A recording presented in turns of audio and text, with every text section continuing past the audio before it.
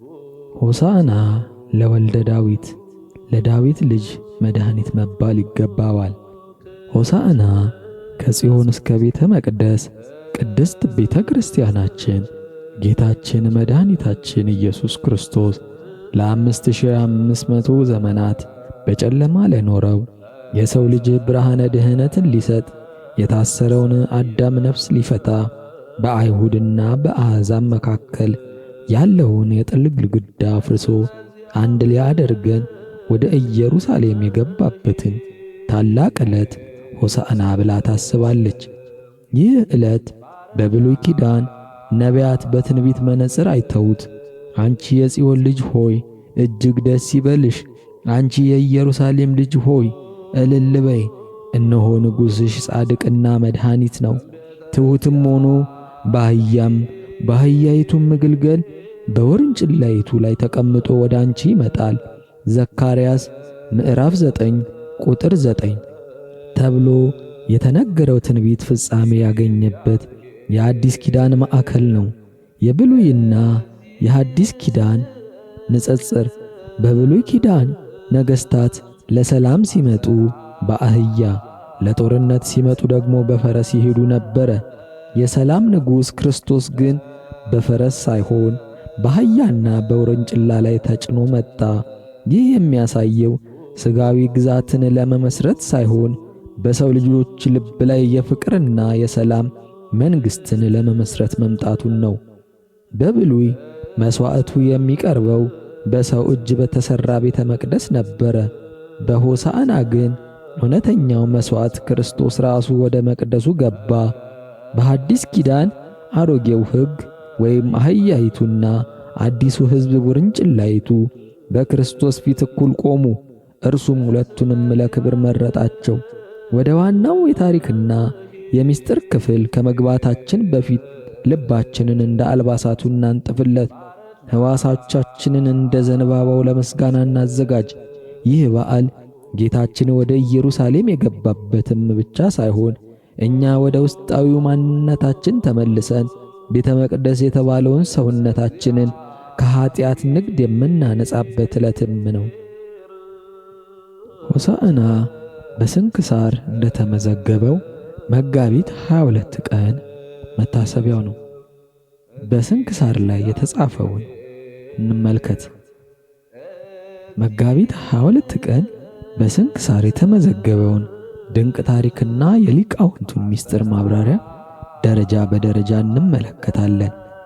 አንድ አምላክ በሚሆን በአብ በወልድ በመንፈስ ቅዱስ ስም መጋቢት 22 ቀን በዚህችም ቀን የክብር ባለቤት ጌታችን ኢየሱስ ክርስቶስ ወደ ኢየሩሳሌም ገብቶ በቤተ መቅደሱ በአህያ ግልገል ተቀምጦ በመዘመር ሆሳዕና እያሉ እንዲያመሰግኑትም አድርጓል። የማቴዎስ ወንጌል ምዕራፍ 21 ቁጥር 1 እስከ 9፣ የማርቆስ ወንጌል ምዕራፍ 11 ቁጥር 1 እስከ 10። ለምን ትፈቱታላችሁ የሚላችሁ ሰው ቢኖር ጌታው ይሻል በሉት። የተላኩትም በሄዱም ጊዜ እንደነገራቸው አደረጉ። የአህያውንም ግልገል ፈቱ። ጌቶቹም ለምን ትፈቱታላችሁ አሏቸው። ጌታው ይሻታል አሉት።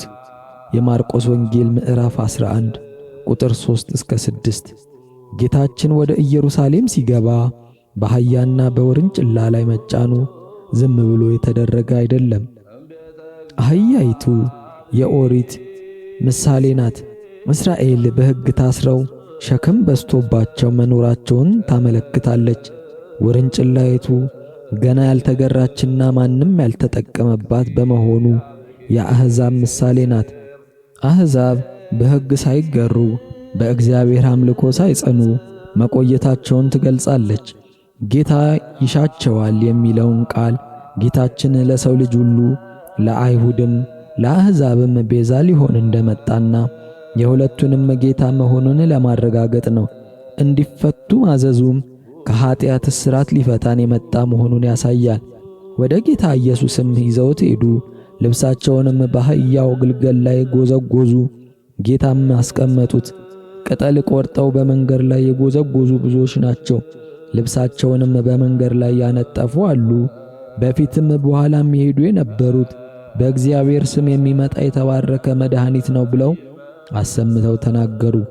የማርቆስ ወንጌል ምዕራፍ 11 ቁጥር 7 እስከ 9። ስለ ልብሶች መነጠፍና ስለ ዛፍ ቅጠሎች የሊቃውንት ትርጓሜ እንዲህ ነው። ሕዝቡ ልብሳቸውን ማንጠፋቸውና የዘንባባ ዝንጣፊ መያዛቸው ትልቅ ምስጢር አለው። ልብስ ማንጠፍ ሰውነታችንን ወይም ሕዋሳቶቻችንን ለጌታ ማስገዛታችንን ያሳያል። አሮጌውን ሰውነታችሁን አውልቃችሁ ጣሉ እንደሚል ኀጢአትን ትተን በንጽሕና ልባችንን ልናነጥፍለት እንደሚገባ ያስተምራል። ዘንባባ የድል ምልክት ነው። ጌታችን ሞትንና ዲያብሎስን ድል ሊያደርግ የመጣ መሆኑን ለመግለጥ በዘንባባ መሰገኑት። ዘንባባ እሳትን አይፈራም።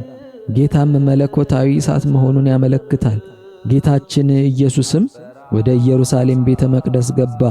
ሕዝቡም ሁሉ አዩት። በመሸም ጊዜ ከ12ቱ ደቀ መዛሙርት ጋር ወደ ቢታንያ ወጣ። በነገውም ከቢታንያ በወጣ ጊዜ ተራበ። በሩቅም ቅጠል ያላያት በለስ አየ። ምናልባትም ፍሬ ይገኝ እንደሆነ ሊያይ ሄደ። ወደ እርሷም በደረሰም ጊዜ ከቅጠል ብቻ በቀር ያገኘው የለም፣ የበለስ ወራቱ አልነበረምና። ማርቆስ ምዕራፍ 11 ቁጥር 11 እስከ 13።